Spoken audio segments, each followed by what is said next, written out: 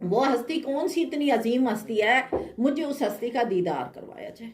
तो अल्लाह तबारक व तआला ने बैतुल मामूर में 70,000 फरिश्तों को इकट्ठा किया। अब आपको ये भी पता होगा बैतुल मामूर कौन सी जगह है। बैतुल मामूर वो जगह है जहाँ पर हमारा खाना काबा बनाया गया ना, अभी जो खाना काबा जिसकी हम इबादत करते हैं जाके, जिसके ऊपर, इसी बैतुल मामूर के ऊपर, चौथे आसमान के ऊपर, ठीक इसी जगह पर बैतुल मामूर है। क्योंकि ये जो पहला खाना काबा आया था ना, सबसे पहले दुनिया में अल्लाह का घर बनाने वाले हजरत आदम अलैहिस्सलाम थे, ठीक है। लेकिन हजरत आदम अलैहिस्सलाम के बाद जब हजरत नूह अलैहिस्सलाम आए तो उनकी कौम नाफरमान थी और उनकी कौम के ऊपर क्या हुआ था, पानी का अजाब आया था। तो वो जो पानी आया था ना, तो अल्लाह तबारक व तआला ने उस अजाब लाने से पहले अपने घर को आसमान के ऊपर उठा लिया था। तो आसमान के ऊपर रवायतों में पढ़ा है मैंने कि वो आसमान के चौथा आसमान है, उसके ऊपर वहाँ पे खाना काबा वो रखा गया। वहाँ पर फरिश्तों की जमातें हर वक्त अल्लाह का तवाफ करती रहती हैं। और ठीक उसी जगह पे फिर जब हज़रत इब्राहीम अलैहिस्सलाम को हुक्म हुआ ना कि अल्लाह का घर बनाओ, तो हज़रत इब्राहीम अलैहिस्सलाम ने कहा कि किस जगह पे घर बनाया जाए। तो अल्लाह तबारक व तआला ने फिर एक बादल को साथ भेजा, तो वो आपके साथ चलता रहा। ठीक उस जगह पे जहाँ ऊपर खाना काबा था, उस जगह पे आके बादल जो है वो रुका और उसने उनको निशानी दी कि इस जगह पे अल्लाह का घर बनाना है। तो वो उस जगह पे अल्लाह का घर बनाया गया। इसको कहते हैं बैतुल मामूर। बात क्या हो रही थी आदम अलैहिस्सलाम की। अब उस तरफ जाते हैं तो अल्लाह तबारक व तआला ने 70,000 फरिश्तों को बैतुल मामूर में जमा किया और आदम अलैहिस्सलाम से कहा कि अपने अंगूठों में देखो। तो हज़रत आदम अलैहिस्सलाम ने ऐसे अपने अंगूठे रखे, ऐसे नहीं रखे थे, ऐसे रखे सामने। तो उन्हें हजूर पाक सल्लल्लाहु अलैहि वसल्लम का दीदार आया, नजर आई उनकी शक्ल। तो जब उनको नजर आई तो उसमें नूर इतना था कि आपने ऐसे चूमा और आंखों को लगा लिया। ये उनकी बात थी। लेकिन ये ना कोई फर्ज है, ना कोई सुन्नत है, ना कोई वाजिब है। अगर कोई चूम रहा है तो आप क्या लें, ठीक है, मोहब्बत की वजह से चूम रहा है। लेकिन अगर कोई नहीं चूम रहा तो आप उसको ये नहीं कह सकती ला तू ते पता नहीं की कर दी तू चुम दी के उन्हें। ऐसा कोई फर्ज वाजिब सुन्नत कोई दीन का हिस्सा नहीं है ये बात, ठीक है। ये बात सिर्फ इखलाक और मोहब्बत की बात है। तो वो उस रवायत को, लेकिन हम लोगों ने क्या कर लिया, वजू करते हुए यही क्या तरीका है, या आप क्या चूम रहे हैं। वो हम क्या कहते हैं, अशहदु अन्ना मुहम्मदन, जब आता है ना मुहम्मदन तो हम ऐसे चूमेंगे। हम समझते हैं कि हम मोहम्मद के नाम को चूम रहे हैं। मोहम्मद का नाम तो आपकी जुबान के ऊपर है, आपके हाथ के ऊपर है जिसे आप चूम रहे हैं। इस बात का जवाब देना। और फिर जब आप वजू के दौरान आप चूमते हो तो आपका हाथ तो मुस्तमिल हो गया। आप जो ऐसे कर रहे हैं, मस्से के लिए वजू कर रहे हैं, तो आपने ऐसे चूमा और इस तरह किया। ये जब रवायतों में क्या हमने क्या पढ़ा है, फ़िक़्ह हमने पढ़ा है अल्हम्दुलिल्लाह। फ़िक़्ह में बताया गया है कि वजू के लिए आपका जो हाथ है वो किसी दूसरी चीज़ को टच ना करे। जब आप मसा करते हैं तो शर्त यही है मसे की कि आपका पानी जो है आपके हाथों के ऊपर हो और वो हाथ तर जो हैं आपके चेहरे बालों के ऊपर लगे। तो हम लोग ऐसे जब चूम लेंगे तो वो तो मुस्तमल हो गया। अब हमें दोबारा हाथ फेरने पड़ेंगे। तो अगर हमने ऐसे ही मसा किया तो हमारा तो मसा ही नहीं हुआ। तो जब मसा नहीं हुआ तो वजू कैसे हुआ, और जब वजू नहीं हुआ तो नमाज कैसे हुई। तो ये बातें सीखने वाली होती है ना। आपको मैंने समझा दिया वजू के क्या फ़राइज़ हैं, 4 फ़राइज़ हैं। उन 4 फ़राइज़ों में से एक फ़र्ज मसा है, और जब फ़र्ज छूट जाए तो क्या होता है, वजू नहीं होता, और वजू ना होता नमाज नहीं होती। दोनों आपकी इबादत खाली हो गई हैं, ठीक है। इस बात का आपने ख्याल रखना है। अब आपको समझ आ गई। दूसरा मैंने आपको बताया था गुस्ल के 3 फ़राइज़। क्या 3 फ़राइज़ बताए थे मैंने गुस्ल के बाद, ये आपको याद है? मैं जो आपने बताया था मैं तब नहीं आई थी। आप नहीं आई थी? कौन आया था जिस दिन मैं गुस्ल का तरीका बताया था? आप नहीं आई थी? नहीं थी। अच्छा, गुस्ल के 3 फ़राइज़ होते हैं, ठीक है। वजू के 4 होते हैं, गुस्ल के 3 होते हैं। नाक में पानी डालना, कुल्ली करना और पूरे बदन पर 1 मरतबा पानी बहा देना। ये 3 फ़राइज़ हैं। जब आप इसको कर लेते हैं उसके बाद आप जो हैं जिस तरह मर्जी नहाएं। पहले ये 3 आपने फ़राइज़ पूरे करने हैं। और इसके लिए क्या है, या तो वैसे जो सुन्नत है ना, वजू की सुन्नत, गुस्ल के जो सुन्नत है उसमें तो है कि पूरा वजू नमाज की तरह किया जाए, यानी हाथ धोना, कुल्ली करना, नाक में पानी डालना, फिर जो है उसके बाद चेहरा धोना, कोहनियों समेत बाजू धोना, मसा करना, फिर पाँव धोना। ये तो हो गया सुन्नत तरीका। लेकिन अगर आप सुन्नत तरीका नहीं करते हैं, फ़राइज़ के साथ गुस्ल करते हैं, तो फ़राइज़ में क्या है, सबसे पहले आप अपने कुल्ली करेंगे। और कुल्ली इस तरह करेंगे कि आपके हलक की जो तय है उस तक पानी पहुँचाना ज़रूरी है, ठीक है। ये ज़हन में रखें कि आपकी हलक की तय तक पानी जाना चाहिए। सिर्फ मुंह के अंदर कुल्ली नहीं होती, हलक तक कुल्ली होती है। और मुंह की हर करवट ٹھیک ہے، یہ بھی ذہن میں رکھیں. ہماری یہ جو داڑھوں کے اینڈ والے حصے ہیں یہ تار ہونے چاہیے کلی سے، ٹھیک ہے، دونوں طرح سے. ہمارا تالو تار ہونا چاہیے، ہمارا حلق تار ہونا چاہیے، ہماری زبان کی دونوں کروٹیں تار ہونی چاہیے. اس طرح سے آپ کلی کریں گے. ایک فرض یہی ہوا کلی کرنا. دوسرا جب آپ فرض کریں گے ناک میں پانی ڈالیں گے. ناک آپ کا یہاں تک، جہاں تک ناک کا بانسا شروع ہوتا ہے نا، یہ بانسا ہوتا ہے، یہ جو ہڈی ہوتی ہے اس کو ہم بانسا بولتے ہیں، اور عربی میں اس کو خشوم بولا جاتا ہے اور اردو میں اس کو بانسا بولا جاتا ہے. اس تک آپ کا جو ہے یہ پانی جانا ضروری ہے.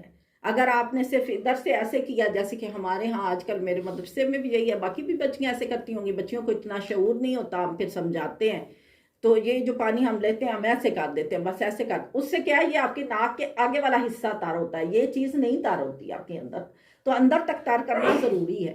اور اگر آپ کا ویسے پانی نہ جائے تو آپ ایسے سوں گے پانی کو، ایسے کریں گے پانی اوپر چلا جائے گا. تو جہاں تک پانی پہنچانا ضروری ہوتا ہے، یہ دوسرا فرض ہے. پھر اس کے بعد پورے بدن پہ پانی بہانا، ٹھیک ہے، جس میں بالوں کی جڑیں، ٹھیک ہے، اور بدن کا سارا حصہ، یہ فرائض ہے. لیکن سنت طریقہ کیا ہے کہ پہلے پورا نماز کی طرح وضو کرے، پھر اس کے بعد وضو کرنے کے بعد اپنے دائیں کندھے پہ 3 مرتبہ پانی بہائیں، بائیں کندھے پہ 3 مرتبہ پانی بہائیں، پھر سارے جسم پہ 1 مرتبہ پانی بہائیں. پھر بہانے کے بعد پھر آپ چاہے جیسے مرضی نہائیں، چاہے آپ. اور یہ آپ کریں گے جنب کے غسل کے لیے. اگر آپ کر رہے ہیں حیض و نفاس کا غسل تو پھر آپ کو طہارت بھی پہلے کرنی ہوگی، جسے ہم کہتے ہیں شرمگاہ کی صفائی کرنا، ٹھیک ہے، وہ بھی آپ کو کرنی ہوگی. تو عام غسل میں اور حیض و نفاس کے غسل میں یہ فرق ہوتا ہے کہ عام غسل بغیر طہارت کے بھی کیا جاتا ہے، اور حیض و نفاس کے لیے پہلے آپ کو وہ کرنا پڑے گا صفائی. ہاں اگر بالکل آپ نے نیٹ اینڈ کلین آپ کا جسم ہے تو پھر آپ ویسے بھی غسل کر سکتے ہیں، غسل ہو جائے گا، ٹھیک ہے. یا اب آپ نے دوبارہ، میں نے بتایا یہ اتنا ٹائم لگا کہ حالانکہ میرا ٹائم بڑا قیمتی ہے، لیکن چونکہ دین سیکھنے بیٹھے ہیں تو دین ہی سکھانا مقصد ہونا چاہیے، تو اس لیے میں نے دوبارہ سے بتا دیا کہ جو بیویاں اس دن نہیں آئی تھیں تو وہ سیکھ لیں. جو بیویاں اس دن آئی تھی خیر سے ان میں سے کوئی ایک باجی ساجدہ کے علاوہ ہے ہی نہیں، یا باجی مقدس کے علاوہ باقی ساری غائب ہے، ٹھیک ہے. تو یہ ذہن میں رکھا کریں کہ دین سیکھنے کے لیے آگے بڑھا کریں. اور یہ چیز ہمیشہ ذہن میں رکھیں کہ پہلے جب انسان پیدا ہوتا ہے وہ ڈائریکٹ چلنا نہیں شروع کر دیتا.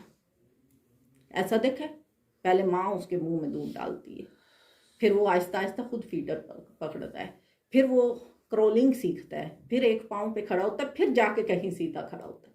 ہم لوگ اگر سمجھیں کہ ہم ڈائریکٹ ہی دیندار ہو کے تو سیدھے کھڑے ہو جائیں، ایسا نہیں ہوتا. ہمیں ہر چیز کو سٹیپ بائی سٹیپ سیکھنا ہے، اور سیکھنے سے ہی آتی ہے، بغیر سیکھ کے کچھ بھی نہیں آتا. کوئی بھی ایسا دنیا میں بندہ نہیں ہے جو ماں کے پیٹ سے سیکھ کے آیا ہو سارا کچھ. ہر ایک کا کوئی نہ کوئی استاد ہے، ٹھیک ہے. اللہ تبارک و تعالی ہم سب کو علم دین سیکھنے، سمجھنے اور عمل کرنے کی توفیق عطا فرمائے. جی آج کا ہے پارہ نمبر 5، اور پارہ نمبر 5 میں آج ہم پڑھ رہے ہیں حرام کی گئی عورتیں. کل میں نے جو چوتھا پارہ آپ کے اوپر پڑھا تھا آپ کے سامنے، اس میں چند رشتے ہمارے اوپر حرام قرار دے دیے گئے تھے کہ یہ تمہارے اوپر حرام ہیں، جن کے ساتھ تمہارا نکاح نہیں ہو سکتا. ان میں کون کون سے رشتے تھے بتائیں ذرا، کسی کو یاد ہے؟ میں نہیں تھی، آپ نہیں آئی تھی؟ خالہ، چچا، جی بھانجی خالہ پھوپھی. جی جی، یہ تو موٹے موٹے رشتے ہیں. اس کے بعد پھر دودھ پلانے والے رشتے بھی ہوتے ہیں، جیسے دودھ پیتی آپ کے ساتھ بہن ہے، رضائی ماں ہے. اسی طرح آپ کی بہو کی جو بیٹی ہے پوتی ہو گئی، ٹھیک ہے. اسی طرح جو آپ کی ماں شریک بہن ہے، ٹھیک ہے. آپ کا باپ اس میں شریک نہیں ہے لیکن آپ کی ماں اس شریک بہن بنتی ہے، جیسے ماں کی پہلے کوئی شادی ہوئی تھی اس میں سے. تو یہ تمام بڑی ڈیٹیل کے ساتھ میں نے آپ کو بتا دی تھی. اب اس میں آگے ہم اسی پہ بتا رہے ہیں بات، ٹھیک ہے. وہی ٹاپک اللہ تعالیٰ آگے لے کے چل رہے ہیں. اور آگے ہمارے اوپر کہا گیا والمحصنات من النساء الا ما ملکت ایمانکم. یہاں پہ اب 2 کیٹیگری اور بڑھا دی گئی ہیں. شوہر والی عورتیں بھی تم پہ حرام ہیں، ٹھیک ہے. جو پہلے سے شادی شدہ عورت ہے اس پہ نکاح نہیں ہو سکتا، وہ بھی حرام ہو گئی ہیں، ٹھیک ہے. اس کے بعد وہ لونڈیاں جو تمہارے ملک میں آئے، مطلب یہ کہ پہلے ان کو آپ کیا کرو گے، اپنے پاس جیسے نکاح کی شرائط ہے وہ کرو گے، پھر اس کے بعد وہ تمہارے اوپر حلال ہوں گی، ٹھیک ہے. یہ ذہن میں رکھنا ہے. اب یہاں پہ بتا دیا ہے اور حرام ہیں شوہردار عورتیں مگر وہ جو کافروں کی عورتیں ہیں. جو کافروں کی عورتیں آپ کو جنگوں میں ملتی تھی نا، مسلمانوں کو جنگوں میں ہدیے کے طور، یعنی جن کی قید میں آ گئی آپ کے، ٹھیک ہے، پھر وہ بانٹ دی جاتی تھی مسلمانوں میں، یہ لونڈی تم لے لو، یہ تم لے لو، یہ تم لو. تو وہ جو ہیں وہ نہیں حرام تھی ہمارے اوپر، آپ ان کا حق مہر دے کے تو ان سے نکاح کر سکتے تھے، ٹھیک ہے. اور جو تمہارے ملک میں آ جائیں یہ اللہ کا نوشہ ہے تم پر، اور ان کے سوا جو رہیں وہ تمہیں حلال ہے کہ اپنے مالوں کے عوض تلاش کرو، قید میں لاتے نہ کہ پانی گراتے. اب اس سے کیا مراد ہے؟ یعنی ایسے یارانہ گھٹنے کے لیے نہیں، نکاح کرنے کے لیے. ہمارے یہاں ایک تصور پایا جاتا ہے نا کہ ہم ایسے ہی وہ لونڈیاں جو تھیں ایسے ہی بس ہم ان کو انجوائے کرنے کے لیے. کہا گیا نہیں، ان کے اوپر بھی نکاح تھا. البتہ یہ ہے کہ جو آزاد عورت کی عزت تھی لونڈی کی اس سے آدھی عزت تھی. یعنی لونڈی کی اولاد وراثت میں نہیں تھی، لے سکتے ہم لوگ. لونڈی کی جو اولاد تھی نا اس کو وراثت نہیں ملتی تھی، آزاد عورت کی وراثت ہوتی تھی، ٹھیک ہے. اور ان کے سوا جو رہیں وہ تمہیں حلال ہیں کہ اپنے مالوں کی عوض تلاش کرو، اور تم تو جن عورتوں کو نکاح میں لانا چاہو ان کے بندے ہوئے مہر انہیں دو، اور قرارداد کے بعد اگر تمہارے پاس میں کچھ رضامندی ہو جائے تو اس میں کچھ گناہ نہیں، بے شک اللہ علم و حکمت والا ہے. اور تم میں بے مقدوری کے باعث جن کے نکاح میں آزاد عورتیں ایمان والیاں نہ ہوں تو ان سے نکاح کرے جو تمہارے ہاتھ کی ملک ہے. سمجھ میں آ گئی بات؟ یہاں پہ وضاحت کر دی اللہ تعالیٰ نے. اگر تم آزاد عورت کے ساتھ نکاح نہیں کر سکتے تو پھر تم لونڈی کے ساتھ نکاح کرو. اور آزاد عورت کے ساتھ نکاح کرنے کی کچھ شرائط تھی. آج ہم اندھے اور آنکھوں والوں کا برابری درجہ رکھتے ہیں کہ اندھا بھی اسی درجے پہ ہے اور آنکھوں والا بھی اسی درجے پہ ہے. پہلے ایسا نہیں تھا. آزاد عورتوں کے ساتھ نکاح کرنے کے لیے آپ کو 5 چیزیں دیکھنی پڑتی تھی. حسب دیکھنا پڑتا تھا، نسب دیکھنا پڑتا تھا، مال دیکھنا پڑتا تھا، قبیلہ دیکھنا پڑتا تھا، اس کے بعد حسن میں برابر دیکھنا پڑتا تھا. حتیٰ کہ ایون کے روایت میں آتا ہے کہ ایک صحابیہ تھی کہ جس کے والد نے، ولی نکاح کرے تو جائز ہوتا ہے، ولی نے اس کا نکاح کر دیا تھا کسی صحابی کے ساتھ اور وہ اس کے مطابق حسن میں برابر نہیں تھا. حضور پاک صلی اللہ علیہ وسلم کے پاس گئی اور شکوہ کیا کہ یا رسول اللہ صلی اللہ تعالیٰ علیہ وآلہ وسلم، ان کا نام، ان صحابیہ کا نام حضرت بریرہ تھا، یہ بھی آپ کو بتا دوں. تو حضور پاک صلی اللہ علیہ وسلم کے پاس گئی اور شکوہ کیا کہ یا رسول اللہ صلی اللہ علیہ وسلم، میرے باپ نے میرا اس کے ساتھ نکاح پکا کر دیا اور مجھے یہ پسند نہیں ہے. تو آپ نے کہا کہ اگر میں تمہیں کہوں کہ تم اس سے نکاح کرو یا تم اس نکاح کو قبول کر لو، نکاح ہو چکا تھا، مطلب ابھی حجاب و قبول جیسے کہتے ہیں نا کہ ابھی میاں بیوی کا آپس میں وہ تعلق نہیں ہوا، تو کہا کہ اگر میں کہوں کہ تم اسے قبول کر لو تو کیا تم کرو گی؟ تو اس نے آگے سے سوال کیا، اس نے کہا یا رسول اللہ صلی اللہ علیہ وسلم، میں اسے آپ کی سفارش سمجھوں یا حکم؟ سفارش یا حکم؟ بات سمجھ میں آئی؟ اب بات یہاں پہ دیکھیں کہ عقل اسی چیز کا نام ہے، علم اسی چیز کا نام ہے. اگر تو سفارش ہے تو آپ کے پاس پوائنٹ ہے، آپ ریجیکٹ بھی کر سکتے ہیں. میں آپ کے سامنے سفارش پیش کرتی ہوں کہ آپ اپنی بیٹی کا رشتہ فلاں کو دے دیں. آپ معزز ہونے کے بعد، میرے معزز ہونے کی وجہ سے شاید میری بات مان لیں، لیکن اگر آپ نہ مانیں تو یہ حکم نہیں، آپ پہ کوئی گناہ نہیں آ سکتا کہ آپ نے میری بات کیوں نہیں مانی. لیکن اگر میں آپ کو حکم دوں کہ میرا یہ حکم ہے اس کو پورا کرو، آپ کے لیے فرض ہو جائے گا اس کو پورا کرنا.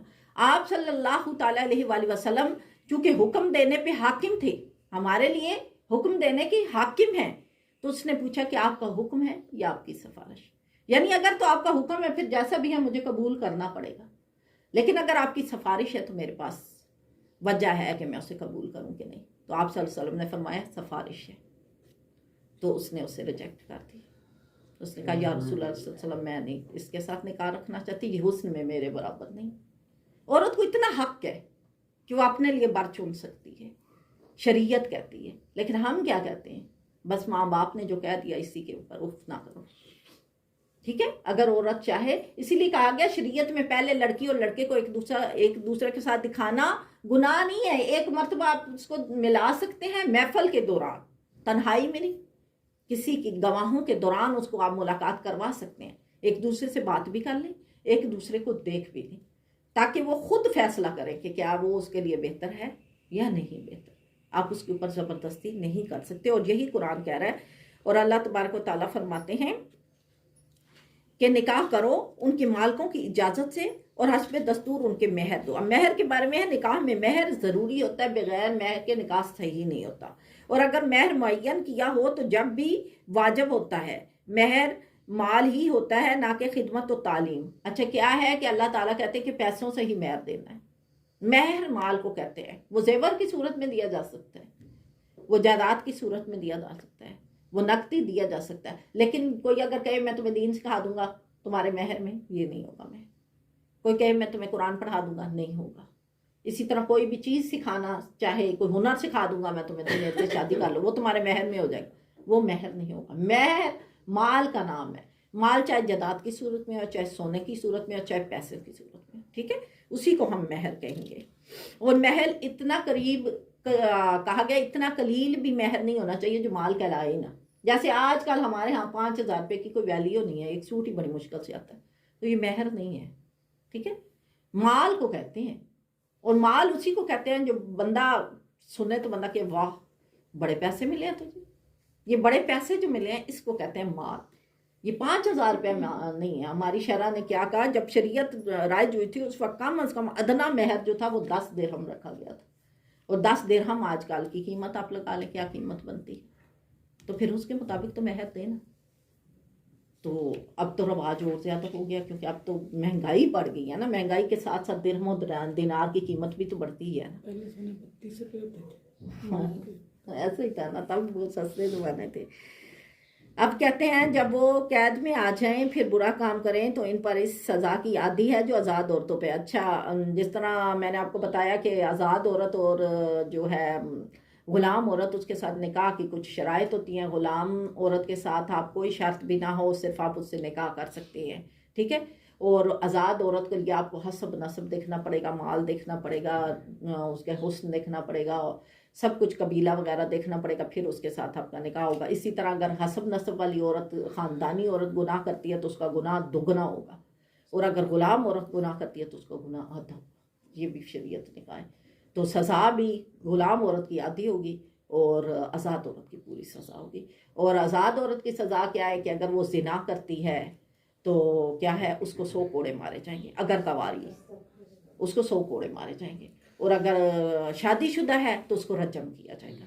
اور رجم کیا ہوتا ہے کہ اس کا پورا جسم مٹی کے اندر دبا کر اس کے سر کو پتھروں کے ساتھ کچلا جائے گا۔ یہ ہے نکاح شدہ عورت کی سزا اسلام کے مطابق، ٹھیک ہے۔ اور غیر اسلام اللہ جانے، ہمارے ہاں تو بہت کچھ ہو رہا ہے۔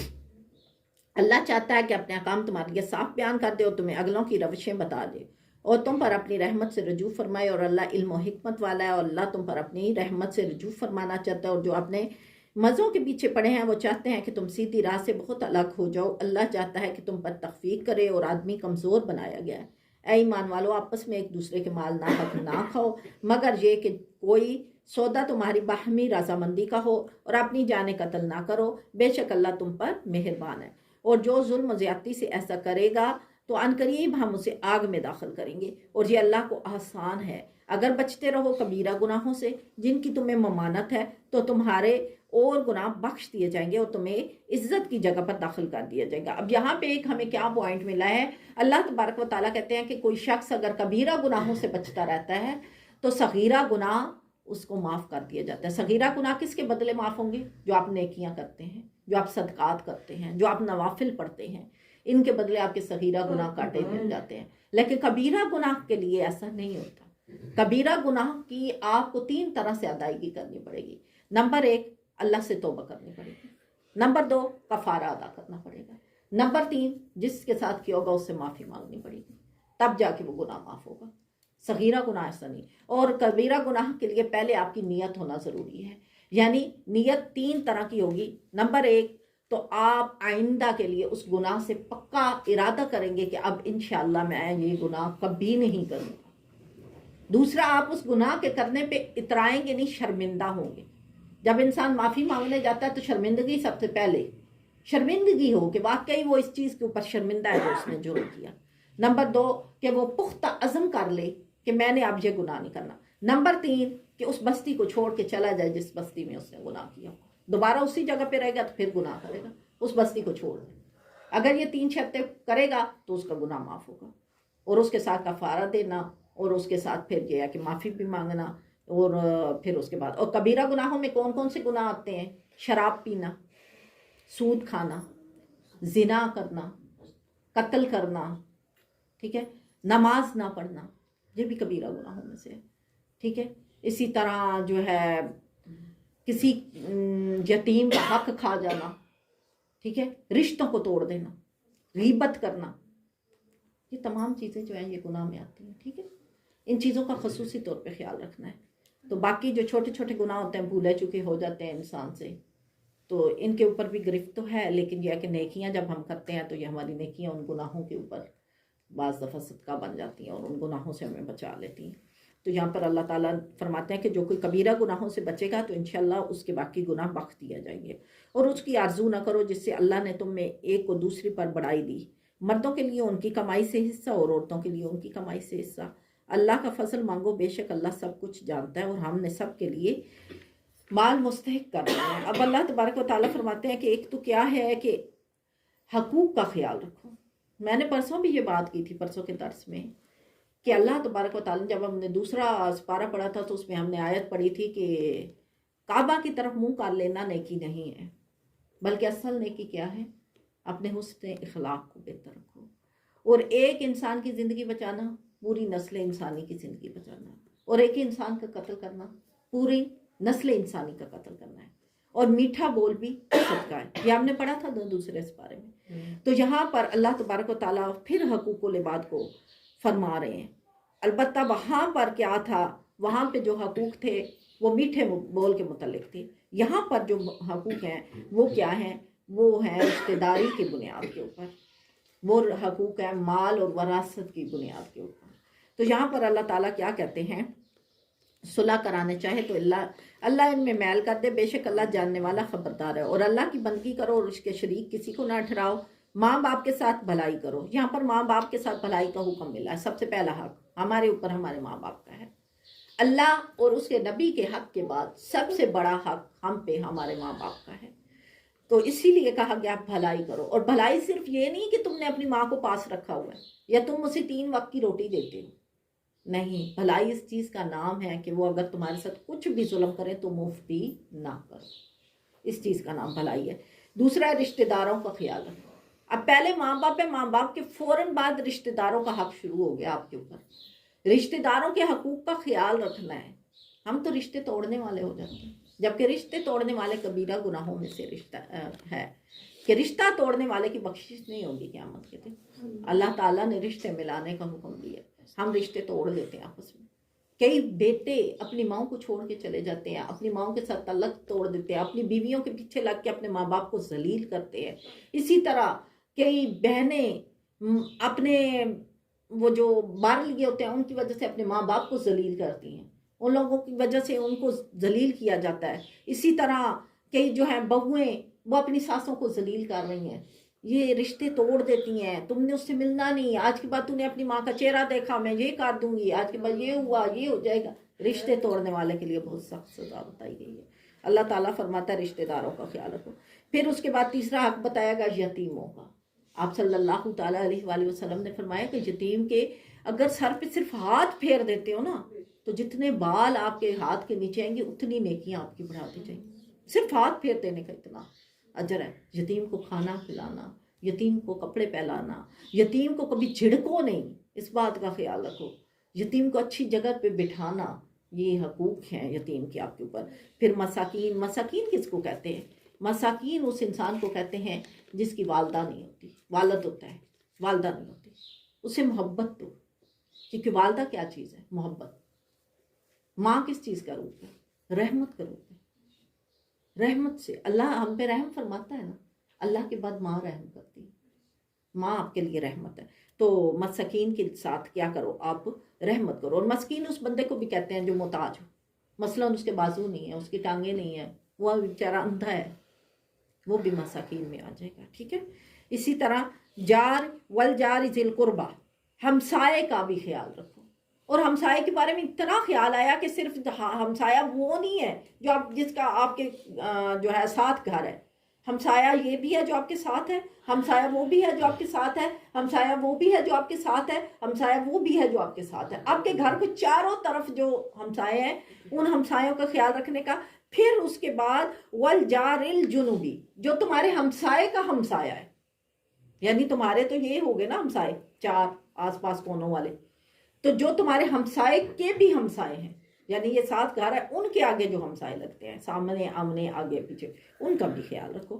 پھر اس کی کہا گیا وصاحبی بالجنبی، اور کروٹ کے ساتھی، ٹھیک ہے، ان کا بھی ہمیں خیال رکھا گیا، جو ہمارے ساتھ پلے بڑے ہوتے ہیں، ہمارے دوست، گلی محلے کے بچے ہمارے ساتھ، اب بچیاں تھی بچے تھے، مطلب کھیلتے کھیلتے بڑے ہو گئے، ان لوگوں کا۔ وصاحب السبیلی، اور راہگیروں کا، راہگیروں کو کبھی نہ جھڑکو، مسافر، اس کو کہا گیا راہگیروں کو مسافر، مسافر کو زکوٰۃ دے سکتے ہیں اگر وہ سفر میں ہے، اسی طرح ان کی خیال بھی رکھیں۔ وما ملکت ایمانکم، اور تمہارے گھر میں جو لونڈیاں ہیں، کام والیاں، ان کے ساتھ بھی نرمی برتو، ان کے ساتھ بھی سختی نہ کرو۔ ہم اکثر رمضان میں کیا کرتے ہیں، کام نہیں کٹاتے اپنے، جو کام والیاں ہوتی ہیں نا ان کا کام نہیں کٹاتے، حالانکہ رمضان میں کہا گیا کہ کام کم کر دو، جو تمہارے گھر کام کرنے آتے ہیں ان کو بھی کام آدھا کر دو، ان کا اجرت پوری دو، کام آدھا لو۔ اگر وہ پہلے 4 گھنٹے نوکری کرتی تھی تو اب ان کے 2 گھنٹے لیس کر دو، تاکہ وہ 2 گھنٹے آرام کر سکیں۔ تو ہم لوگ کیا کرتے ہیں، ہم لوگ تو کسی کے اوپر زکوٰۃ بھی اس لیے دیتے ہیں کہ وہ ہماری احسان مند ہو جائے، حالانکہ زکوٰۃ ہم اپنے مال کو ستھرا کر رہے ہیں۔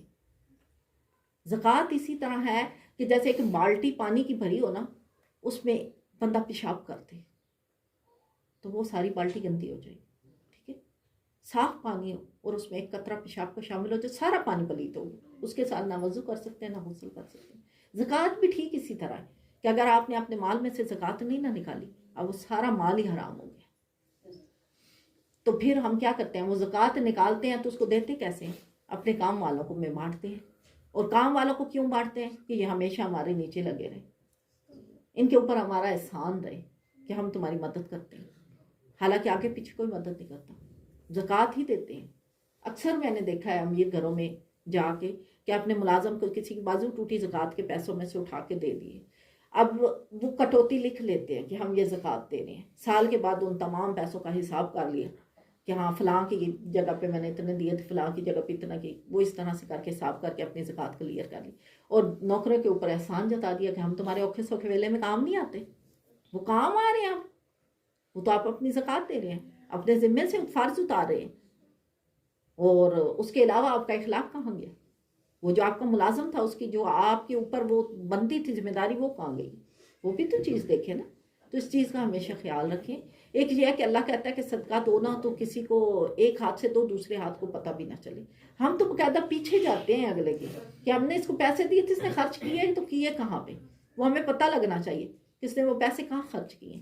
تو اس بات کا ہمیں منع کرنا ہے، حقوق بتائے گئے ہیں، اور جو اللہ تعالیٰ کے دیے ہوئے قانون کو توڑ کر اپنی حدود کو کراس کرتا ہے تو اللہ کے ساتھ جنگ کرنے کا اعلان کرتا ہے، اور جب اللہ کے ساتھ جنگ کریں تو آپ خود سوچ سکتے ہیں کہ ہم زیادہ طاقت والے ہیں یا وہ زیادہ طاقت والے ہیں۔ تو اللہ تعالیٰ ہمیں معاف فرمائے۔ بے شک اللہ کو خوش نہیں آتا کوئی اترانے والا، بڑائی مارنے والا۔ سمجھ میں آگئی بات؟ بڑائی تکبر میں مبتلا کرتی ہے، اور تکبر کہاں لے کے جاتا ہے، جہنم میں۔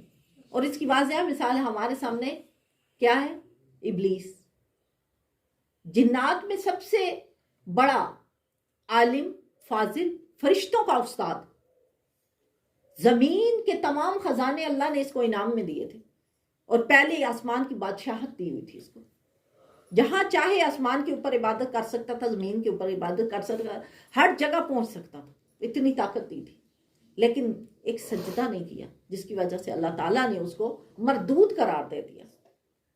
دیکھو تو ہم لوگ پھر کس سے رستے پہ چل رہے ہیں؟ کیا ہمارے اوپر بھی یہی اللہ تبارک و تعالیٰ احکام نازل کر دے؟ کیا اللہ اس بات پہ قادر نہیں ہے؟ بالکل قادر ہے اس چیز پہ۔ تو بڑائی ہم کیوں مارتے ہیں؟ ہم کسی محفل میں اعلیٰ سے اعلیٰ کپڑا پہن کے کیوں جاتے ہیں؟ اس لیے کہ ہم اترا سکیں لوگوں کے سامنے کہ میرے پاس تو قیمتی سے قیمتی لباس ہے۔ اپنے جو ہے وہ جس محفل میں جا رہے ہو اس حساب سے اپنا لباس رکھو۔ اگر غریب کی محفل میں جا رہے ہو کبھی اعلیٰ سے اعلیٰ کپڑا پہن کے نہ جاؤ، اس کا دل ٹوٹے گا، وہ دیکھے گا تو اس کے دل میں آئے گی۔ حضرت فاطمہ الزہرا کا میں نے ایک دن واقعہ پڑھا، اس میں یہی تھا کہ حضرت فاطمہ الزہرا کو یہودیوں نے، یہودی سہیلیاں تھیں اس وقت، سارے مسلمان کہاں ہوتے تھے، تو انہوں نے دعوت پہ بلایا، کچھ دیکھنا بھی چاہتی تھی کہ ان کا ایمان کیا ہے، یا مطلب لوگ کہتے تھے جنتی ہیں، تو وہ چونکہ مسلمان نہیں تھی تو انہیں اس بات پہ یقین نہیں تھا، وہ دیکھنا چاہتی تھی کہ فاطمہ کے پاس کتنے قیمتی لباس ہیں، یعنی اس کے باپ تو جو ہے وہ رحمت بنتا ہے، وہ دنیا کے لیے بادشاہ کہلاتا ہے، تو دیکھیں بھلا اس کو شادی پہ بلا کے اس کے پاس لباس کتنا قیمتی ہے۔ تو حضرت فاطمہ تو زہرا نے اپنے والد سے پوچھا کہ یا رسول اللہ صلی اللہ تعالیٰ علیہ وآلہ وسلم، میری سہیلیاں ہیں، وہ کہتی ہیں کہ ہمارے گھر شادی ہے تو تم شادی پہ آؤ، تو کیا میں چلی جاؤں، آپ کی اجازت ہے؟ آپ صلی اللہ علیہ وسلم نے کہا کہ جاؤ چلی جاؤ، جاؤ چلی جاؤ۔ جب حضرت فاطمہ نے اس بات کا ارادہ کیا نا تو اللہ تعالیٰ نے جنت میں سے لباس بھیجا کہ حضرت فاطمہ تو زہرا اس لباس کو پہن کے جائیں۔ دیکھیں ہر عورت کی خواہش ہوتی ہے زیب و زینت کرنا، لیکن ہم نے ان ہستیوں کو کاپی کرنا ہے۔ حضرت فاطمہ تو زہرا نے جب وہ لباس دیکھا تو کہنے لگی بابا جان اگر یہ میں اتنا قیمتی لباس پہن کے گئی تو ادھر کچھ لوگ غریب ہوں گے، وہ اس لباس کو دیکھ کے پریشان ہوں گے، ان کا دل دکھے گا، تو میں کیوں نہ اس لباس کو نیچے پہن کے اوپر کچھ پرانا لباس پہن لوں، نیچے پہن لیتی ہوں، اوپر کوئی پرانا لباس ہی پہن کے جاتی ہوں۔ ایسے ہی کیا، نیچے جنت کا لباس اور اوپر پرانا لباس پہن کے محفل میں چلی گئی۔ جب محفل میں جاتی ہیں میری بہنوں تو لوگ جو ہے نا، جو سہیلیاں تھیں دلہن کی سہیلیاں، وہ بیٹھی ہوئی کہنے لگی لو جی اس کا باپ تو بادشاہ ہے، کپڑے تو دیکھو اس کے کیسے، استغفر اللہ۔ ان کے جب ایسے الفاظ آئے تو حضرت فاطمہ تو زہرا کہنے لگی کہ دیکھو میرے پاس لباس تو بہت قیمتی ہے لیکن میں تم لوگ کو دکھانا نہیں چاہتی۔ کہنے لگی نہیں یہ تو تم ایسے ہی کہہ رہی ہو، اگر تمہارے پاس ہے تو ہمیں دکھاتی کیوں نہیں، ہمیں بھی تو دکھاؤ نا تمہارے پاس کتنا قیمتی لباس ہے۔ تو جب انہوں نے بار بار کہا تو حضرت فاطمہ تو زہرا نے اپنا وہ اٹھا دیا اوپر والا لباس، تو جب نیچے والا لباس دیکھا تو وہ جو دلہن نے لباس پہنا ہوا تھا وہ دلہن اس لباس کو دیکھتے ہی فوت ہو گئی، روایتوں میں آتا ہے کہ اس کی جان بھی نکل گئی۔ اب اللہ عالم و رسول عالم، تو میں نے اس طرح سے پڑھا ہے، تو وہ روایت میں آتا ہے کہ حضرت فاطمہ تو زہرا کے اوپر الزام آ گیا کہ یہ اس کی وجہ سے یہ دلہن کا یہ حال ہوا ہے۔ اب پتہ نہیں وہ دلہن بے ہوش ہوئی یا فوت ہوئی، تو ان کے اوپر الزام آ گیا، تو وہ مصلی پہ بیٹھ گئی، کہنے لگی کہ میں اگر یہ دلہن زندہ ہو گئی تو پہلے یہ یاد رکھو کہ تم سب کو ایمان لانا پڑے گا، اگر یہ دلہن زندہ ہو گئی تو پھر آپ سب ایمان لے آئیں گے۔ تو وہ کہنے لگی ٹھیک ہے ہم ایمان لے آئیں گے۔ حضرت فاطمہ تو زہرا نے دست دراز کیا، 2 نفل حاجت کے پڑے، اللہ تبارک و تعالیٰ سے دعا کی، تو دلہن اٹھ کے بیٹھ گئی اللہ تبارک و تعالیٰ کے کرم سے۔ تو بات صرف اس بات سے میں نے کیا سمجھانا تھا، سمجھانا یہ تھا کہ کسی محفل میں جائیں نا تو اس محفل کا طریقہ دیکھیں کہ وہ محفل غریبوں کی ہے، تو اپنے آپ کو اس میں اس طرح نہ لے کے جاؤ کہ میں ہی سب سے منفرد نظر آؤں، بلکہ انہی کے رنگ میں رنگ جاؤ۔ اور اگر امیروں کی محفل میں جا رہے ہو پھر جیسے مرضی جاؤ، اللہ نے پیسے اس لیے بھی نہیں دیے کہ اس کو گلے سے ہی باندھ کے رکھ لو۔ اگر کسی کے پاس اتنی استطاعت ہے وہ اعلیٰ کپڑے خرید سکتا ہے، اعلیٰ کھانا کھا سکتا ہے، تو جان بوجھ کے اسے ایسا لباس بھی نہیں پہننا چاہیے کہ جس سے پتہ چلے کہ یہ تو بیکاری ہے۔ یہ بھی اللہ تعالیٰ کی نعمت کی ناشکری ہے کہ آپ کے پاس اچھا لباس ہے اور آپ اسے زیب تن نہیں کرتے۔ کیوں نہیں کرتے؟ کہ میں کنجوس ہوں، یا اپنے اوپر پیسے نہیں خرچ کرتے، میں کنجوس ہوں، یہ بھی نہیں حکم دیا گیا۔ اور اس طرح بھی نہیں حکم دیا گیا کہ پہن پہن کر لوگوں کے اوپر بڑائیاں مارتے پھرو۔ اللہ تعالیٰ فرماتے ہیں کہ اللہ کو کوئی بڑائی مارنے والا، کوئی اترانے والا انسان پسند نہیں۔ اللہ ایک ذرا بھر بھی کسی کے اوپر ظلم نہیں فرماتا، اور اگر کوئی نیکی ہو تو اسے دونی کرتا ہے اور اپنے پاس سے بہت بڑا فضل دیتا ہے۔ تو کیسی ہوگی جب ہم ہر امت سے ایک گواہ لائیں گے، اے محبوب تمہیں ان پر گواہ اور نگہبان بنا کر لائیں گے۔ اس دن تمنا کریں گے وہ جنہوں نے کفر کیا اور رسول اللہ صلی اللہ تعالیٰ علیہ وآلہ وسلم کی نافرمانی کی، کاش انہیں مٹی میں دبا کر زمین برابر کر دی جاتی اور کوئی بات اللہ سے نہ چھپا سکے۔ اے ایمان والو، نشہ کی حالت میں نماز کے پاس نہ جاؤ جب تک کہ اتنا ہوش نہ ہو کہ جو کہو اسے سمجھو، اور ناپاکی کی حالت میں بے نہائے مگر مسافری میں۔ اب یہاں پر 2 حکم یہاں پر ہوئے ہیں، ایک تو نشے کی حالت میں نماز نہیں پڑھنا۔ اب تو خیر نشہ ویسے ہی حرام ہے نا، یہ اس وقت کی آیت ہے کہ جب ابھی شراب مکمل طور پہ حرام نہیں ہوتی، ٹھیک ہے۔ تو یہاں پر ایک شان نزول ہے، حضرت عبد الرحمن بن عوف رضی اللہ تعالیٰ عنہ نے ایک جماعت صحابہ کی دعوت دی، اس میں کھانے کے بعد شراب پیش کی۔ بعض نے شراب پی لی کیونکہ اس وقت تک شراب حرام نہ ہوئی تھی، پھر مغرب کی نماز پڑھی، امام نشے کی حالت میں قل یا ایھا الکافرون اعبدوا ما تعبدون وانتم عابدون ما اعبد پڑھ گئے. غلطی ہوئی نا یہاں پہ. جن کو قرآن شریف آتا ہے انہیں پتہ چل گیا ہوگا کیا غلطی ہوئی. تو یہاں پہ غلطی ہو گئی, پڑھ گئے دونوں جگہ لا ترک کر دیا, لا ترک کر دیا. اس میں کیا آیت ہے؟ قل یا ایھا الکافرون لا اعبد ما تعبدون, لیکن وہ لا کو کھا گئے. عابدون ما تعبدون کہا گیا. اس کا معنی کیا بنتا ہے؟ لا تعبدون ما کیا مطلب ہوتا ہے؟ میں کبھی بھی اس کی عبادت نہیں کروں گا. تو جب اگر کس کی عبادت نہ کرنے کا کہا گیا, تو اب یہاں پہ غلطی جب ہوئی تو پھر کیا ہوا کہ فوراً آیت نازل ہو گئی اور کہا گیا کہ نشے کی حالت میں نماز نہ پڑھو. تو یہاں پر کہا گیا پھر اسی کے بعد کہ ناپاکی کی حالت میں بے نہائے بھی نماز نہ پڑھو, اور اگر پانی نہ ہو تو پھر حکم دیا گیا کہ تیمم کر لو. ٹھیک ہے. اور اگر تم بیمار ہو یا سفر میں ہو, تم میں سے کوئی قضائے حاجت سے آیا ہو یا تم نے عورتوں کو چھوا ہو اور پانی نہ پایا, تو پاک مٹی سے تیمم کرو. تو اپنے منہ اور ہاتھوں کا مسح کرو, بے شک اللہ معاف فرمانے والا ہے. تیمم کا طریقہ بھی بتا دیا قرآن نے ہمیں. یہ سورۃ النساء میں حکم آیا تیمم کرنے کا. پہلے غسل کرنے کا حکم آیا, پھر کہا کہ اگر پانی نہ پاؤ تو پھر تم تیمم کرو. تیمم کرنے کا طریقہ یہ ہے کہ پاک مٹی لینی ہے آپ نے, اس کے اوپر آپ نے 3 دفعہ ہاتھ ایسے مارنا ہے, پھر ان کو ایسے الٹے ہاتھ سے ایسے جھاڑنا ہے, کیونکہ اگر آپ سیدھے ہاتھ سے مارتے ہیں تو تالی بجتی ہے. ٹھیک ہے. آپ نے الٹے ہاتھوں سے ہلکا سا, چاہے آپ ایسے جھاڑ لیں چاہے آپ ایسے جھاڑ لیں, اس کو آپ نے اس طرح سے شروع کرنا ہے, کونیوں تک لے جا کے اس طرح سے. ٹھیک ہے. ہاتھوں کا اور چہروں کا تیمم کیا جاتا ہے, ہاتھوں کا اور چہرے کا بس, اور کوئی تیمم میں نہیں ہے. مطلب نہ کلی ہے, نہ ناک میں پانی ڈالنا ہے, نہ مسح کرنا ہے, صرف چہرے اور ہاتھوں کا حکم آیا ہے. کیونکہ یہاں پہ اللہ تعالیٰ کہتے ہیں پاک مٹی سے تیمم کرو, تو اپنے منہ اور ہاتھوں کا مسح کرو. ٹھیک ہے. منہ اور ہاتھوں کے مسح کا حکم آیا ہے.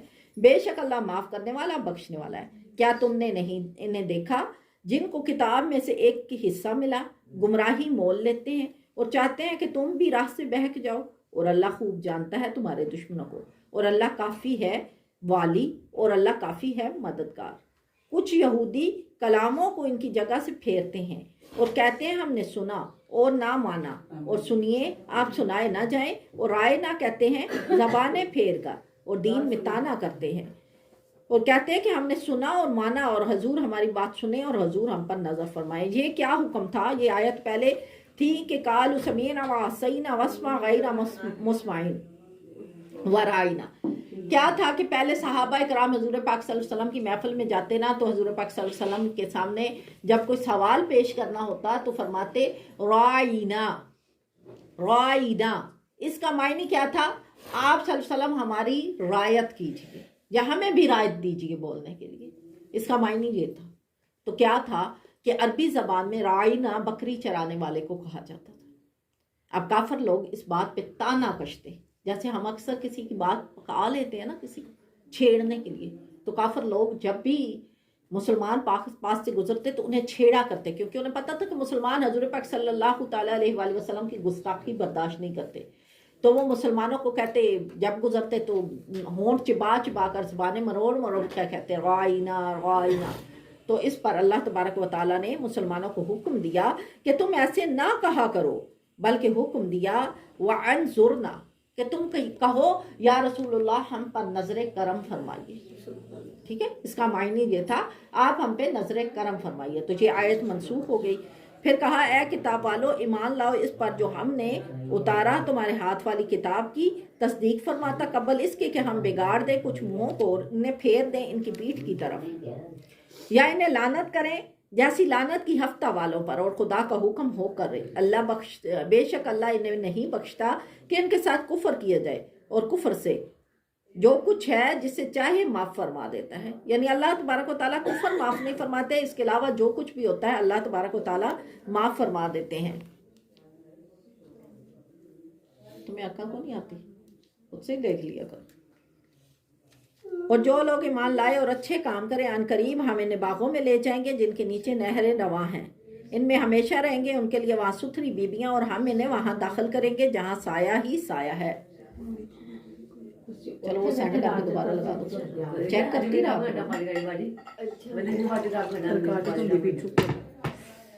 ان کے دلوں کی تو بات اللہ جانتا ہے، اور تو تم ان سے چشم پوشی کرو اور انہیں سمجھاؤ اور ان کے معاملے میں ان سے رسا بات کرو، اور ہم نے کوئی رسول نہ بھیجا مگر اس کے لیے اللہ کے حکم کی کہ اس کی اطاعت کی جائے، اور اگر جب وہ اپنی جانوں پر ظلم کریں تو اے محبوب تمہارے حضور حاضر ہوں اور پھر اللہ سے معافی چاہیں تو رسول ان کی شفاعت فرمائے تو ضرور اللہ کو بہت توبہ قبول کرنے والا مہربان پائیں گے۔ بشر نامی ایک منافق کا ایک یہودی سے جھگڑا ہو گیا۔ یہود نے کہا چلو سید عالم صلی اللہ تعالیٰ علیہ وآلہ وسلم سے معاملہ طے کرا لیں۔ منافق نے خیال کیا کہ رسول کریم صلی اللہ علیہ وسلم تو بے رائت محض حق فیصلہ دیں گے، اس کا مطلب حاصل نہ ہوگا، اس لیے اس نے باوجود مدعی ایمان ہونے کے یہ کہا کہ کعب بن اشرف یہودی کے پاس جاؤ۔ قرآن کریم میں طاغوت اس کعب بن اشرف کے پاس فیصلہ لے جانے سے مراد ہوئی۔ ٹھیک ہے، اب یہاں پر یہ جو واقعہ بیان کیا گیا یہ کہ یہودی کے بارے میں بیان کیا گیا ہے کہ وہ ایمان والا ہو گیا، لیکن جب اس کے اوپر اس سے کوئی گناہ ہوا تو وہ حضور پاک صلی اللہ علیہ وسلم کے پاس فیصلہ نہیں لانا چاہتا تھا۔ کیوں فیصلہ نہیں لانا چاہتا تھا؟ کہ حضور صلی اللہ علیہ وسلم تو کوئی سفارش نہیں لیں گے، جو حق بات ہوگی وہی کہیں گے، تو اسے یہ ڈر تھا کہ حق بات ہوئی تو میرا گناہ ثابت ہو جائے گا، اس لیے اس نے کہا کعب بن اشرف کے پاس لے جائیں۔ کعب بن اشرف جو تھا وہ یہود کے بہت بڑے روسا کہہ لیں یا حاکم کہہ لیں یا فیصلہ کرنے والے عادل جو ہیں ان میں سے تھا، اور یہودی اس کے پاس جاتے اور اسے معزز قرارتے، لیکن جب حضور پاک صلی اللہ تعالیٰ علیہ وآلہ وسلم کا فیصلہ آ گیا تو پھر اس کے بعد کسی کا بھی فیصلہ نہیں ہوتا۔ تو اب کیا ہوا کہ انہوں نے اس کو تسلیم نہ کیا، ناچار منافق کو سید عالم صلی اللہ علیہ وسلم کے پاس آنا پڑا۔ یعنی جب اس نے منافق نے کہا، بظاہر یہ کلمہ پڑھتا تھا لیکن اندر سے منافق تھا، جب اس سے غلطی ہوئی تو اب اسے پتہ تھا کہ اگر میں حضور کے پاس گیا تو وہ تو بے رائت فیصلہ کریں گے اور میں گناہ گار ثابت ہو گا، تو اس نے اس سے کہا کہ نہیں کعب بن اشرف کے پاس جانتے ہیں، لیکن جو تھا منافق تھا اس سے پتہ تھا کہ حضور صحیح فیصلہ کریں گے، وہ آ گیا۔ اب کیا ہوا کہ اس شخص نے جب حضور پاک صلی اللہ علیہ وسلم نے فیصلہ دیا تو جو فیصلہ دیا وہ یہودی کے موقف ہوا۔ یہاں سے فیصلہ سننے کے بعد پھر منافق یہودی کے در پر ہوا اور اسے مجبور کیا کہ حضرت عمر رضی اللہ تعالیٰ عنہ کے پاس چلتے ہیں۔ یہودی نے فرمایا کہ میرا اس کا معاملہ سید عالم طے فرما چکے ہیں، لیکن یہ حضور صلی اللہ علیہ وسلم کے فیصلے سے راضی نہیں۔ جب یہ لوگ حضرت عمر کے پاس گئے تو حضرت عمر سے کہنے لگے کہ حضور پاک صلی اللہ تعالیٰ علیہ وآلہ وسلم نے ہمارا فیصلہ کر دیا، لیکن یہ جو یہودی میرا دوست ہے نا یہ اس بات سے راضی نہیں ہے اور یہ کہتا ہے کہ آپ کے پاس فیصلہ لایا جائے۔ تو حضرت عمر صلی اللہ علیہ وسلم نے کیا، حضرت عمر رضی اللہ تعالیٰ عنہ نے کیا فرمایا؟ آپ نے فرمایا ہاں میں ابھی آ کر فیصلہ کرتا ہوں۔ یہ فرمانا کر مکان میں تشریف لے گئے اور تلوار لا کر اسے قتل کر دیا اور فرمایا اللہ اور اس کے رسول صلی اللہ علیہ وسلم کے فیصلے سے جو راضی نہ ہو اس کے لیے میرے پاس یہی فیصلہ۔ دیکھا اس بات سے دو لوگ تھے، ایک منافق تھا ایک یہودی تھا، دونوں کا آپس میں کوئی معاملہ تھا۔ یہودی کیا چاہتا تھا؟ یہودی چاہتا تھا کہ حضور پاک صلی اللہ علیہ وسلم کے پاس آیا جائے، جو منافق چاہتا تھا وہ چاہتا تھا کہ کعب بن اشرف کے پاس جایا جائے۔ کعب بن اشرف یہودیوں کا سردار تھا، عادل تھا، وہ چاہتا تھا اس کے پاس فیصلہ لے جایا جائے، اور یہودیوں میں کیا بات تھی، یہ اپنے روسا کے کہنے پہ نا فیصلوں کو رد و بدل کر دیتے تھے، تورات کے احکام بدل دیتے تھے، حکم تبدیل کر دیتے تھے۔ اب یہودی جو تھا، حالانکہ یہاں پہ منافق ایمان والا ہے، یہودی تو ہے وہ بے ایمان ہے۔ منافق جو ہے نا، منافق کیا کس کو کہتے ہیں؟ دو رنگے بندے کو، جو تیرے سامنے کہیں میں تیرا ہوں اور میرے سامنے کہیں میں میرا ہوں، ٹھیک ہے؟ تو اب کیا ہے کہ منافق جو ہوتے تھے وہ حضور صلی اللہ علیہ وسلم کا کلمہ پڑھتے تھے، نمازوں میں بھی شامل ہوتے تھے، واعظ بھی سننے آتے تھے، لیکن دل سے اندر سے ایمان کی وہ جو جڑ تھی نا وہ مضبوط نہیں تھی۔ وہ جب ایمان والوں کو کوئی فائدہ پہنچتا تھا تو کہتے ہم تو تمہارے ساتھ ہیں، اور جب نقصان پہنچتا تھا تب کہتے تھے ہم تو تمہارے ساتھ نہیں ہیں۔ ان لوگوں کو منافق کہا گیا۔ اب یہودی اور منافق دونوں جو ہیں آپس میں لڑ پڑے، تو یہودی کہتا کہ حضور پاک صلی اللہ علیہ وسلم کے پاس جائیں، لیکن منافق کہتا نہیں جائیں۔ لیکن جب یہودی کو مجبور کیا گیا، یعنی منافق کو مجبور کیا گیا، تو دونوں حضور پاک صلی اللہ علیہ وسلم کے پاس آ گئے۔ اب جب حضور نے جب فیصلہ دیا تو وہ یہودی کے حق میں ہو گیا۔ اب منافق کو بڑی تکلیف ہوئی کہ میں اسی بات سے ڈرتا تھا اور یہی ہوا۔ اب وہ کہنے لگا کہ آؤ اب حضرت عمر کے پاس چلتے ہیں، اگر تم کعب بن اشرف کے پاس نہیں جاتے تو پھر حضرت عمر کے پاس جا کے فیصلہ لے لیتے ہیں۔ تو جب یہ لوگ حضرت عمر کے پاس پہنچے تو حضرت عمر نے معاملہ پوچھا کہ کیا معاملہ ہے، انہوں نے سارا معاملہ بتایا۔ تو آپ نے فرمایا کہ اس کا فیصلہ حضور کے پاس نہیں لے کے گیا، تو انہوں نے کہا حضور پاک صلی اللہ علیہ وسلم نے تو فیصلہ یہودی کے حق میں لیا، لیکن یہ جو میرا دوست ہے نا یہ نہیں مانتا۔ تو آپ رضی اللہ تعالیٰ عنہ اندر گئے اور آپ تلوار نکال کے لائے اور آپ نے آ کے اس کی گردن اڑا دی۔ آپ نے کہا کہ جو حضور کے فیصلے کو نہیں مانتا میرے پاس اس کا یہی علاج ہے کہ اس کا سر اتار دیا جائے. تو یہاں سے ہمیں پیدا ہوتی ہے یہ بات کہ اللہ تعالیٰ کہتے ہیں وَمَا أَرْسَلْنَا مِن رَسُولٍ إِلَّا لِيُطَاعَ بِإِذْنِ اللَّهِ، اور ہم نے کوئی رسول نہ بھیجا مگر اس لیے کہ اللہ کے حکم سے اس کی اطاعت بجا لائی جائے. اسی لیے ہمیں بھی یہاں سے یہ سبق ملتا ہے کہ ہمیں ہر حال میں چاہے ہماری طبیعت کے خلاف فیصلہ جاتا ہے یا نہیں جاتا، ہمیں پورے کے پورے دین میں داخل ہونا ہے. قرآن پاک کہتا ہے تؤمنون ببعض الکتاب وتکفرون ببعض، کیا تم قرآن پاک کے بعض حصے پر ایمان لاتے ہو اور بعض پر انکار کر دیتے ہو؟ اور ایسا ہی ہوتا ہے. اللہ ہمیں معاف فرمائے. ہم لوگوں کی آدھی نسل اسی وجہ سے برباد ہو چکی ہے کہ ہم آپسی لڑائیوں کو قرآن کو بیچ میں استعمال کرتے ہیں، اور وہ کہتا ہے یہ قرآن فرما رہا ہے، وہ کہتا ہے یہ قرآن فرما رہا ہے، اور اپنے رنگ میں آیات کو ڈھنگنے کی کوشش کرتے ہیں. ہم چاہتے ہیں کہ جیسے میں بیان کر رہی ہوں قرآن وہی بولی بولے جو میں بلوانا چاہتی ہوں، حالانکہ مجھے وہ بولی بولنی ہے جو قرآن فرما رہا ہے. ہم نے اس کے رنگ میں رنگنا ہے، اس نے ہمارے رنگ میں نہیں رنگنا. یہ تو مکمل کر دیا، جو مکمل ہو چکی ہے اس میں نہ ایک نقطہ آپ آگے بڑھا سکتے ہیں نہ ایک نقطہ آپ پیچھے لے جا سکتے ہیں. اور اللہ کے نبی نے فرمایا جو میرے دین میں ایک نقطے کی غلطی کرے یا اضافہ کرے یا اس میں سے کم کر دے وہ اپنا گھر جہنم میں تلاش کرے، اسے میرے پاس کچھ نہیں ملے گا. تو یہاں پر اللہ تعالیٰ کہتے ہیں اور جو اللہ اور اس کے رسول کا حکم مانے تو اس سے ان کا ساتھ ملے گا جن پر اللہ نے فضل کیا، یعنی انبیاء کا ساتھ ملے گا، صدیقین کا ساتھ ملے گا، شہیدوں کا ساتھ ملے گا اور صالحین کا ساتھ ملے گا. اور یہ کیا ہی اچھے ساتھی ہیں. یہ اللہ کا فضل ہے اور اللہ کافی ہے جاننے والوں کے لیے. لہٰذا جو ہوشیار ہیں وہ اس بات سے یہ نہ سمجھے کہ بس ہم تو ہوشیاری دنیا میں دکھا رہے ہیں تو آخرت میں بھی ہماری یہی ہوشیاری کام آ جائے گی، بلکہ تم جہاں کہیں ہو موت تمہیں آ لے گی اگرچہ تم مضبوط قلوں میں ہو، اور انہیں کوئی بھلائی نہیں پہنچے گی تو کہیں گے یہ اللہ کی طرف سے ہے، اور انہیں کوئی برائی پہنچے تو کہیں گے یہ حضور کی طرف سے آئی ہے. یہ منافق کی نشانی ہوتی کہ ایک طرف سے بات کو پھیر کے دوسری طرف، جیسے بے وقوف کو کہے نہ کوئی کہ جاؤ وہ کتا جا رہا ہے اس نے تمہارا کان کاٹ لیا ہے، تو وہ کیا کرے گا؟ وہ کتے کے پیچھے بھاگ پڑے گا، وہ میرا کان لے کے جا رہا ہے. لیکن عقل مند کو کوئی کہے وہ کتا تمہارا کان لے جا رہا ہے تو وہ سب سے پہلے اپنے کان کو دیکھے گا کہ ساتھ ہے کہ نہیں ہے. تو اگر کان ساتھ ہوگا تو وہ سمجھ جائے گا نا کہ اس نے مجھے بے وقوف بنایا. تو یہی ہماری حالت ہے. ہم لوگوں کو تھالی کا بینگن بنا لیا ہے تمام لوگوں نے. وہ چاہتے ہیں ہماری پلیٹ میں یہ بینگن سجے، جس طرف ہم چاہتے ہیں اسی طرف ہی یہ مڑ جائے. لیکن ہم ایسے نہیں ہیں. ہمیں تو حق کو پہچاننا ہے، ہمیں تو دین کو سیکھنا ہے. کیا اللہ نے ان کے علم دیا ہے تو ہمیں علم نہیں دیا؟ کیا علم والوں کے سروں کے اوپر کوئی خاص قسم کا نشان ہوتا ہے جس سے پتہ چلتا ہے کہ ان کے پاس علم ہے؟ اللہ نے تو عقل سب کو دی ہے. جتنا قرآن آپ پڑھ سکتے ہیں اتنا ہی میں پڑھ سکتی.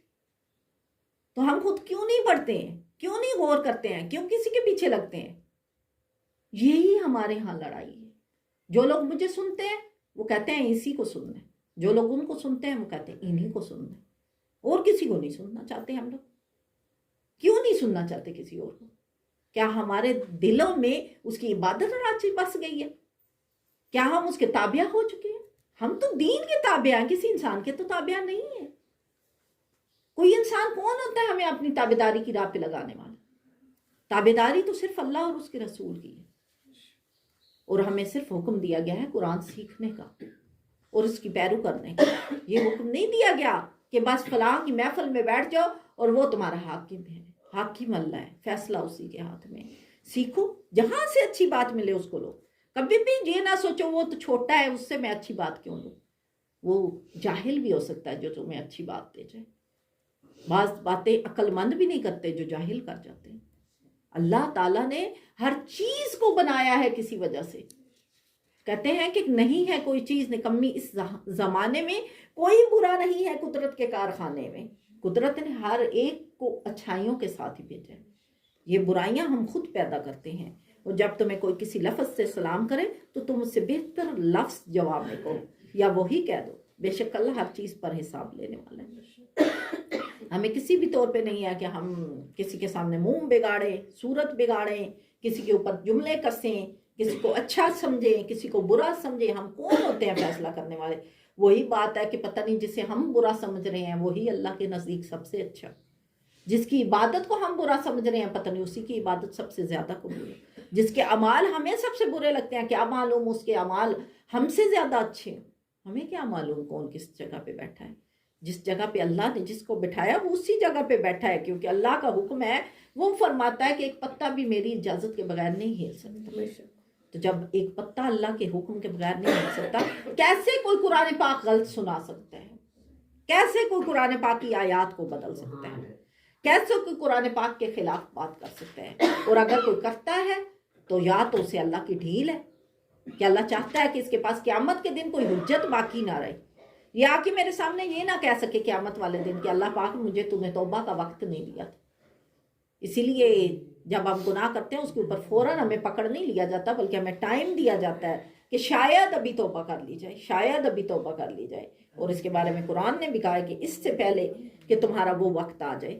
اور پھر کہا برابر نہیں وہ مسلمان کے بے قدر جہاد سے بیٹھ جائیں اور وہ کہ راہ خدا میں اپنے مالوں اور جانوں سے جہاد کریں۔ اللہ نے اپنے مالوں اور جانوں کے ساتھ جہاد کرنے والوں کا درجہ بیٹھنے والوں پر بڑھا دیا، اور اللہ نے سب بھلائی کا وعدہ فرمایا، اور اللہ نے جہاد والوں کو بیٹھنے پر بڑے ثواب سے فضیلت دی، اسی کی طرف سے درجے اور بخشش اور رحمت، اور اللہ بخشنے والا بڑا ہی مہربان ہے۔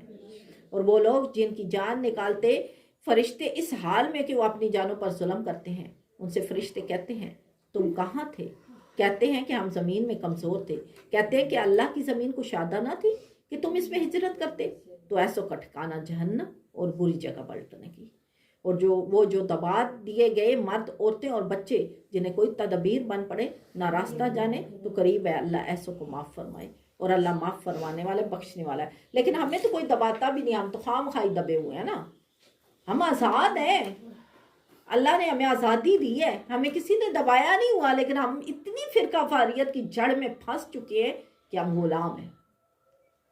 ہمیں تانے لوگوں کے ڈراتے ہیں، ہم کہتے ہیں ہم ایسا کام کریں لوگ مجھے تانا دیں گے، انہیں اپنا فرقہ بدل لیا، انہیں اپنا دین بدل لیا، ایک ہی کر دی بھئی۔ لوگوں سے نہ ڈرو، اللہ سے ڈرو اور حق بات کے پیچھے لگو۔